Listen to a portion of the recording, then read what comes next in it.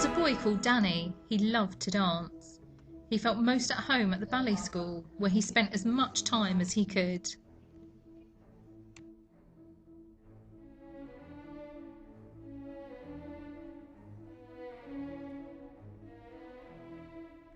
He felt so happy when he leaped and jumped. His body seemed to just flow to the mesmerising music.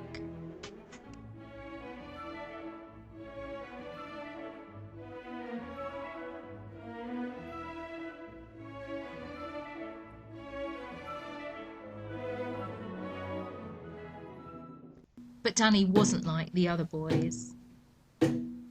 They all mocked and jeered him. Oi, Daniela, where's your cheaty man? Yeah, good one, Dwayne. You tell him. Who does ballet anyway? Running around in girls' clothes? It's all about football. Don't reckon you could handle it. You're too quick and strong.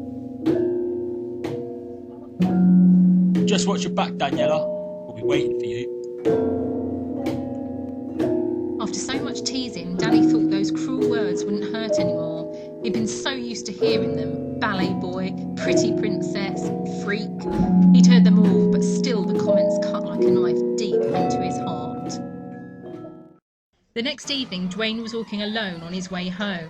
He had his iPod on so loud that he didn't hear the approaching footsteps. Suddenly, a robber grabbed him from behind, demanding, Oi, your iPod or your life. Dwayne stood motionless. What was he going to do? He didn't have the money to buy a new iPod, but it wasn't worth dying for. At that moment, Danny had just finished his ballet class. He was shocked to see such a menacing scene as he walked out of the school. Time stood still while he considered what he should do. To help or not to help? That was the question. He juggled with his conscience. All the abuse he has given you, let him get it. He deserves to know how it feels to be scared. He isn't worth your pity or strength. He's a bully. Might teach him a lesson. What does that say about you? If you don't help, you are no better than him. He will never learn the power of good over evil. Perhaps no one has ever shown him any compassion. You could change him. You know how it feels to be a victim. Would you really want someone else to experience that? All at once, Danny knew what he had to do. With a purposeful leap, Danny landed next to Dwayne.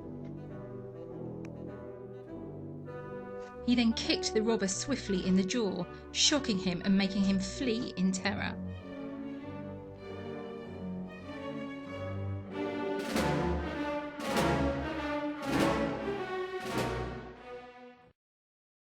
Thanks, mate. Pretty impressive stuff. I owe you one. Dwayne smiled, a genuine smile, not like his usual smirks, and suddenly realised that he had been wrong about Danny, and here was a true friend. Dwayne waited outside the ballet school the next day for Danny. When he came out, Dwayne slowly walked up to him. Danny was slightly apprehensive, wondering what he could want. Thanks again for yesterday, Danny. No problem. Ballet isn't all about prancing around. We have to be strong. You should give it a try. Judging by the look on Dwayne's face, Danny knew that wasn't going to happen. Or maybe we could just hang out sometime? Dwayne nodded.